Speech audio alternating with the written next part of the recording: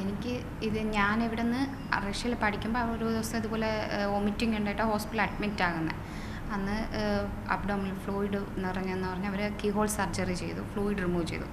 അതിന് പിന്നെ അങ്ങനെ ബോഡി ഫുൾ നീരായിരുന്നു. അങ്ങനെ 3 മാസം അവിടെ ഹോസ്പിറ്റലിൽ അഡ്മിറ്റായി കിടന്നപ്പോഴാണ് അവർ ടെസ്റ്റ് ചെയ്തിട്ട് ഇങ്ങനെ പറഞ്ഞാൽ SLE എന്നുള്ളൊരു റെയർ അസുഖമാണ്. രോഗം ജീവിതത്തിൽ വില്ലനായി അവതരിച്ചപ്പോൾ തകർന്നത് ഈ 26-കാരിയുടെ ഒരു പിടി സ്വപ്നങ്ങളാണ്. പഠിക്കാൻ മിടുക്കിയായിരുന്നു. സാമ്പത്തിക പരാധീനതകൾക്കിടയിലും റഷ്യയിൽ പോയി MBBS പഠനം പൂർത്തിയാക്കി.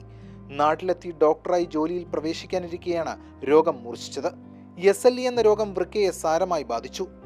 ഇന്ന് ആഴ്ചയിൽ 2 തവണ ഡയാലിസിസ് ചെയ്യണം. കൊച്ചിയിലെ സ്വകാര്യ ആശുപത്രിയിൽ ചികിത്സയിലാണ് ബ്ലസി. ഉടൻ വൃക്ക മാറ്റിവെക്കൽ ശസ്ത്രക്രിയയും നടത്തണം. 40 ലക്ഷത്തോളം രൂപ വായ്പയെടുത്താണ് പഠനം പൂർത്തിയാക്കിയത്. അതിനു പിന്നാലെ ഇരട്ടടിയായി ചികിത്സാ ചെലവ്. ശാരീരികാസ്വാസ്ഥ്യങ്ങൾ ഒരു വശത്ത്, പണം കണ്ടെത്താനുള്ള നെട്ടോട്ടം മറുവശത്തും. എന്ത് ചെയ്യണമെന്നറിയാതെ ബുദ്ധിമുട്ടുകയാണ് വെള്ളറട സ്വദേശിനി ബ്ലസി ഏഞ്ചൽ. വീട്ടിൽ എന്നെ പഠിപ്പിച്ചത് തന്നെ നല്ല കടം ഉണ്ട്. അപ്പോൾ ഞാൻ വിചാരിച്ചു കഴിഞ്ഞ് വന്ന് എക്സാം എഴുതി പാസ്സായി, പിന്നെ അവരെ പാരൻസിനെ ഹെൽപ്പ് ചെയ്യണം. 2 പേർക്കും ജോലിയില്ല. അപ്പോൾ അങ്ങനെ അവരെയൊക്കെ ഹെൽപ്പ് ചെയ്യണമെന്നുള്ള ഒരു നല്ലൊരു ടെൻഷനായിരുന്നു. പക്ഷേ വന്ന് ചെയ്യുന്നതിന് മുന്നേ തന്നെ പെട്ടെന്ന് കൂടി. ഇപ്പോൾ തന്നെ ട്രീറ്റ്മെൻറ്റിന് ഒത്തിരി പേര് സഹായിച്ചിട്ടുണ്ട്. ഇനിയും സഹായം പ്രതീക്ഷിക്കുന്നു. കാരണം മാറ്റിവെക്കുന്നതിന് വലിയൊരു തുക ആവശ്യമാണ്. അതിനായിട്ടുള്ള മെഡിസിൻ 1 വർഷത്തെ ഇതെല്ലാം ഒത്തിരി ആവശ്യമാണ്. അപ്പം അതിനെ എല്ലാവരും സഹായിക്കുമെന്ന് പ്രതീക്ഷിക്കുന്നു.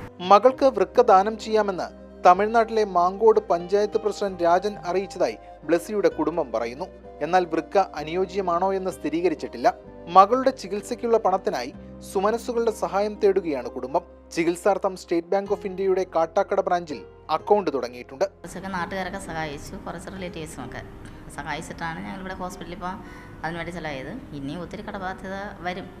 അപ്പോൾ അതിനുവേണ്ടി ഇങ്ങനെ ചാരിറ്റി ട്രസ്റ്റുകളും മറ്റുള്ളവരോടൊക്കെ സഹായം അഭ്യർത്ഥിച്ചിട്ടുണ്ട്.